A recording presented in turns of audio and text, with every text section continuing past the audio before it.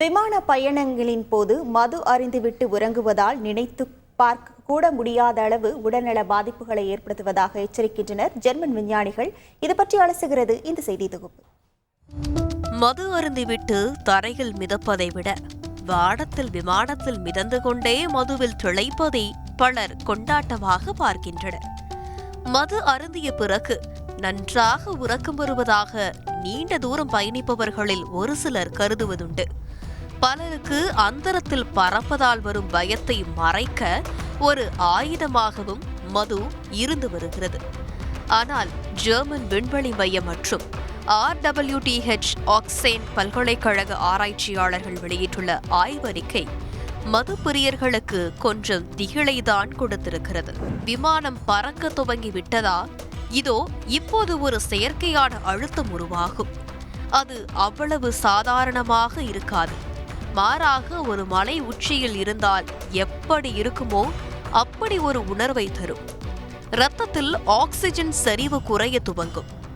ஆரோக்கியமான ஆக்சிஜன் செறிவு 90 விழுக்காடு. ஒருவேளை அதற்கு கீழ் குறையும் போது உங்கள் தசைகளும் உறுப்புகளும் தேவையான அளவு ஆக்சிஜன் பெறுவதை நிறுத்திவிடும். ஏனெனில் அப்போதுதானே உங்கள் உடல் மூளைக்கு ஆக்சிஜனை வழங்க முடியும். உடலில் ஆக்சிஜன் மிகவும் குறைந்துவிட்டதா, குமட்டி கொண்டு வரும், தலை சுற்றும், மிகவும் சென்சிட்டிவான பயணிகள் என்றால் அதிகமாக மூச்சு வாங்க கூட துவங்குவீர்கள். ஆனால் நீங்கள் ஒருவேளை மது அருந்திவிட்டு உறங்கி உறக்கத்தின் போது மதுபானம் இதய துடிப்பை அதிகரிக்க செய்தால் அப்போதும் ஆக்சிஜன் குறைபாடு ஏற்பட அதிக வாய்ப்புண்டு. இது குறித்து நடத்தப்பட்ட ஆய்வில் போதையில் இருந்தவர்களுக்கு சராசரியாக இதயம் நிமிடத்திற்கு 88 முறை துடிக்கிறது. ஆக்சிஜன் சரிவு 85% குறைகிறது. முதலில் ஆய்வாளர்களுக்கு இந்த வித்தியாசம் அவ்வளவு தீவிரமாக தெரியவில்லை.